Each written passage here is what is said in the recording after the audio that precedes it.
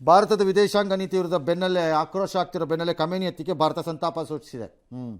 ಅದನ್ನೇ ಹೇಳೋದು. ಡ್ಯಾಮೇಜ್ ಕೇಳಿದ್ದು ಮೊದಲೇ ಮಾಡೋಕ್ಕಾಗ್ತಿರಲಿಲ್ವಾ? ಈಗ ಅಲ್ಲ, ಅದನ್ನು ಸಾಮಾನ್ಯವಾಗಿ ನಮ್ಮ ದೇಶದ ದುಷ್ಟ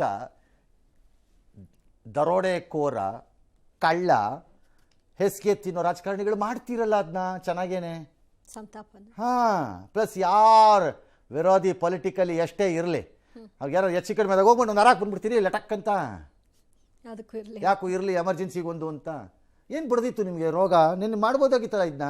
ಸ್ಟ್ಯಾಂಡ್ ತಗೊಳ್ಳೋದು ಬೇರೆ, ಅದು ಬೇರೆ ನೋಡಿ. ಇದು ವೈಯಕ್ತಿಕ.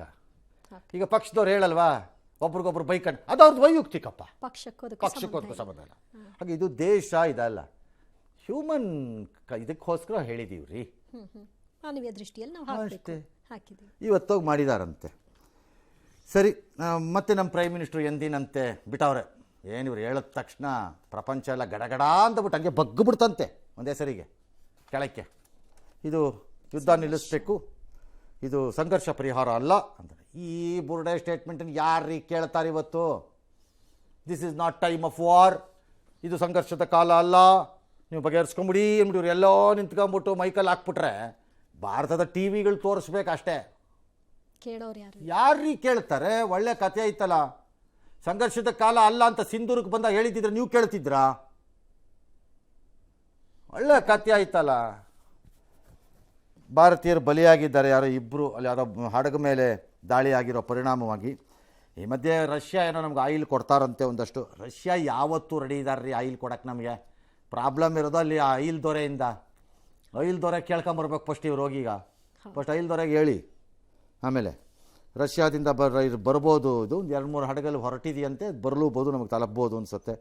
ನನಗೇನು ಅನಿಸ್ತಾ ಇಲ್ಲ ಭಾಳ ದೊಡ್ಡ ಪ್ರಮಾಣದಲ್ಲಿ ನಮ್ಮದು ತೈಲದ ಸಮಸ್ಯೆ ಆಗತ್ತೆ ಅಂತ. ಅನ್ಲೆಸ್ ಕೆಲವು ದೇಶಗಳು ತೀರ್ಮಾನ ಮಾಡಿ ನಮಗೆ ಕಾಟ ಕೊಡ್ತೀವಿ ಅಂತಂದರೆ ಗೊತ್ತಿಲ್ಲ.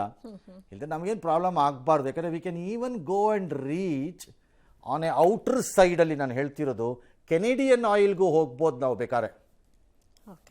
ನಮ್ಗೆ ಅದು ಒಂದು ಜಾಗ ಇದೆ ಅಲ್ಲಿ. ಆ್ಯಂಡ್ ಅಮೇರಿಕದ್ದೇ ವೆನೆಜುವೆಲನ್ ಆಯಿಲ್ ಇದೆ, ಅಲ್ಲೂ ಇದೆ ಜಾಗ. ಪ್ಲಸ್ ಇಲ್ಲಿ ರಷ್ಯನ್ ಆಯಿಲು ಇದೆ.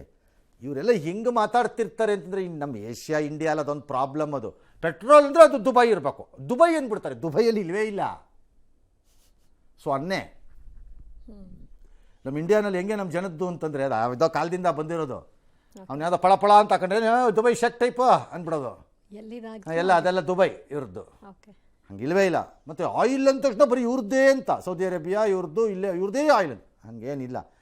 ಅದಕ್ಕೆ 40-60% ಆಯಿಲ್ ಹೊರಗಡೆ ಇದೆ, ಆಯಿಲ್ ಆಯ್ಕೆಗಳಿದೆ. ಎಸ್.